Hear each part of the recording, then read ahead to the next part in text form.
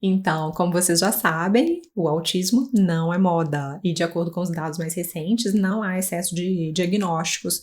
Pelo contrário, a verdade é que os casos são subnotificados, principalmente entre as meninas e os adultos, porque os quadros mais leves ainda confundem os profissionais, e é por isso que nós estamos aqui, nessa série de vídeos sobre os critérios diagnósticos para conscientizar as pessoas.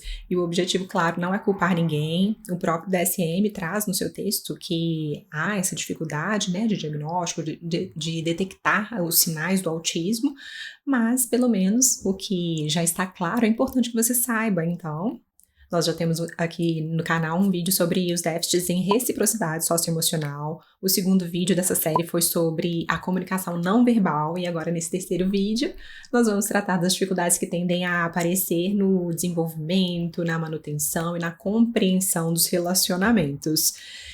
E com este vídeo nós fechamos o critério A, que fala sobre as dificuldades que os autistas tendem a ter na comunicação e na interação social. E, dito isso, vamos lá ver como as dificuldades ou as diferenças para iniciar ou manter os relacionamentos podem ser percebidas na realidade dos autistas. Bem, segundo o DSM, esse sinal pode ser observado em um espectro de possibilidades, desde a uma dificuldade simples em ajustar o comportamento para se adequar aos diferentes contextos sociais, em casos mais leves, por exemplo, até a completa falta de interesse pelos colegas e pelos familiares também. E nos casos mais severos, essas características ficam óbvias, mas alguns autistas estão voando abaixo do nosso radar, então é importante conhecer os sinais mais clássicos e também os menos típicos, que têm sido documentados agora na última década. E começando pelos sinais mais precoces, você pode notar a falta de interesse pelas pessoas, né? Falta de interesse social, como a série Uma Advogada Extraordinária mostra a personagem Yu na infância. Então, a vontade de estar com as pessoas pode estar realmente reduzida. Ela se interessa pelos livros, ela se interessa pelas baleias, mas as interações ocorrem de forma atípica. E, por exemplo, a criança pode se interessar apenas pelos objetos que a pessoa segura. Eu fiz amizade com um garotinho no parque e eventualmente a gente se encontrava durante as caminhadas da manhã e ele ficava super feliz quando me via. Era nítido, eu também ficava super feliz, mas ele não corria para me abraçar ou para me mostrar um brinquedo novo. A nossa interação era basicamente trocar uma pedrinha ou uma folha. Quer dizer, a criança ainda não falava, ela ficava distante das outras crianças, mas ela se conectou comigo por ter esse gosto em comum pela natureza. E essa conexão é um ótimo sinal, porém, nós não podemos ignorar essa tendência de preferir contemplar a natureza com um adulto do que brincar com as outras crianças. E um outro sinal de alerta é o jeito da criança abordar uma outra pessoa. Então, é bastante frequente ver a criança autista usar um adulto como meio de acessar os seus interesses. Então, a criança pode levar a mão do adulto mesmo, né, até o brinquedo que ela deseja, ou apontar com a mão do adulto, né, para o filtro de água, por exemplo, indicando que ela está com sede. E alguns pais notam que a criança pode ter muita liberdade com pessoas desconhecidas, assim como ela tem liberdade com os familiares. E aí, de repente, a mãe se assusta porque a criança pode pedir colo para uma pessoa que foi simplesmente levar um gás. E claro, esses comportamentos vistos de forma isolada, em contextos específicos, podem indicar apenas um traço de personalidade, né? Talvez a criança seja mais extrovertida, menos inibida, então por isso ela vai conversar com estranhos sem muitos filtros. Ou talvez ela seja mais acanhada e se esconda, né, atrás das visitas. E se isso acontece esporadicamente, é claro que não há motivo para se pensar em autismo. Mas se a socialização é atípica na escola, em outros ambientes, e principalmente se isso causa prejuízos à pessoa, então vale a pena avaliar. E o próprio DSM traz que se esse contato reduzido ou peculiar aparecer como uma rejeição aos outros, ou por muita passividade, ou por abordagens inadequadas, que aparecem de forma agressivas ou perturbam as outras pessoas, esse aspecto do critério A deve ser considerado. E essas dificuldades costumam ser mais evidentes em crianças pequenas, porque as pessoas esperam que a criança goste dessas interações, que goste de brincar de faz de conta, por exemplo, e aí a criança não mostra nenhum interesse. E se você mexe, por exemplo, com os lápis de cor dela, talvez ela fique muito irritada, ou Se as crianças propõem um jogo, né, os coleguinhas, talvez ela não veja graça no convite, ou queira sempre liderar e impor as suas regras. E, aliás, esse é um outro ponto, né? A criança autista, ela, que já compreende as regras, ela pode querer organizar o mundo da sua própria maneira, incluindo a disposição dos móveis da casa, ou a maneira como você deve mastigar na frente dela.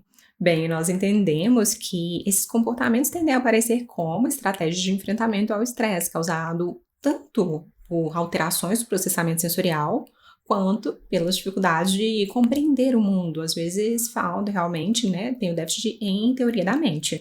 Mas como aqui nós estamos falando sobre o desafio de iniciar e manter os relacionamentos, a identificação dos comportamentos disfuncionais é crucial para que a pessoa autista receba o suporte necessário.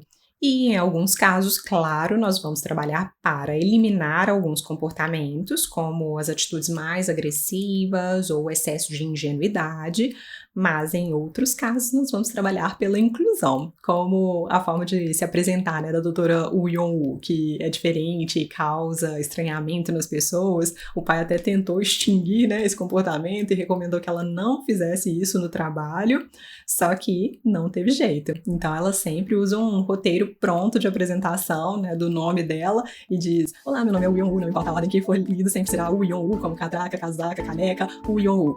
Então ela sempre fala isso e no primeiro contato dela com a pessoa, o que pode causar estranhamento. Mas a inclusão é essa. Se o comportamento atípico não faz mal a ninguém e se ainda deixa o autista mais confortável, quem está por perto é que deve proteger o autista dos questionamentos ou do constrangimento e deixá-lo à vontade para se expressar.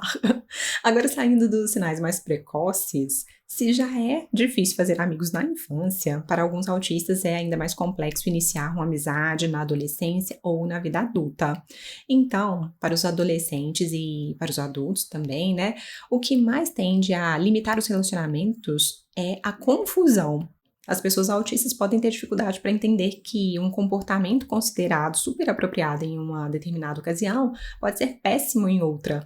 Por exemplo, é esperado que você se comporte de maneira mais informal na faculdade ou na escola, mas um comportamento casual durante a sua entrevista de emprego pode ser super mal visto. Aliás, você pode perder, né, arruinar suas chances de ser contratado. E da mesma forma, se você for muito formal em um encontro de turma, as pessoas vão interpretar que você possa ser distante ou que não queira se socializar. E aí a história se repete. A pessoa autista diz que deseja ter amigos, mas não entende por que as pessoas não querem ser amigas dela. Além disso, as diferentes maneiras de usar a linguagem para se comunicar, às vezes de uma forma mais coloquial, também são fontes de confusão para o autista. Por exemplo, os autistas costumam ter muita dificuldade para compreender ironias ou outras figuras de linguagem, ou o motivo mesmo para uma pessoa escolher usar uma ironia ou uma fala mais poética quando a conversa sobre um assunto sério ou científico. As mentiras brancas também são quase impossíveis. E se você é autista, eu aposto que você já passou por super sincero ou super sincera. Sem querer, é claro.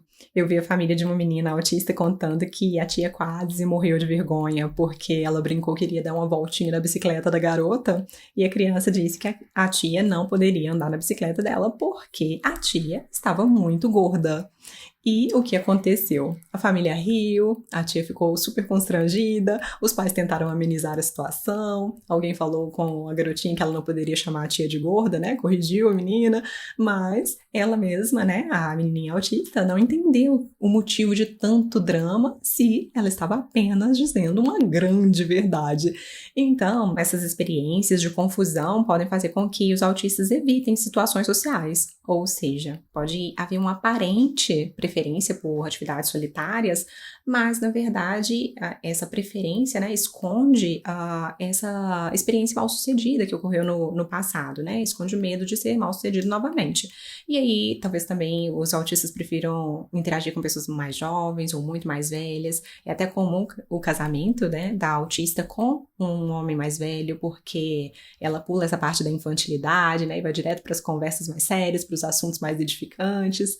E uma das queixas que nós mais ouvimos também das autistas é que ele ou ela tem um desejo imenso de ter amigos ou de namorar, mas Eles não sabem como eles precisam fazer para que esse desejo se realize. E eles também não entendem como é uma amizade com o neurotípico. Por quê? Para o autista, apenas afirmar que eu sou o seu amigo já basta para que nós sejamos amigos, e daí de vez em quando a gente se fala e se encontra, né, para cada um trabalhar no seu hiperfoco, sem muita conversa, mas no mesmo espaço, né, e está tudo bem.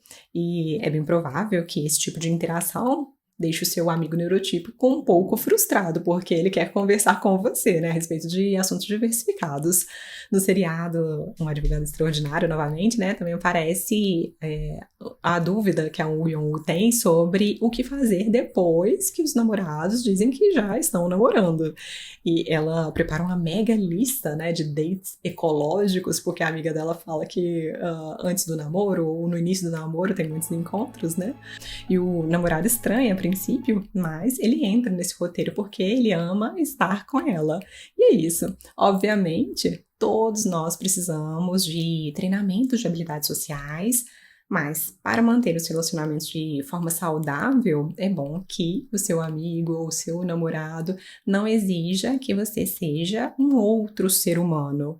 E o ideal é que ele comece a gostar pelo menos um pouquinho do seu hiperfoco, no caso da Woo Yeon-woo, das baleias.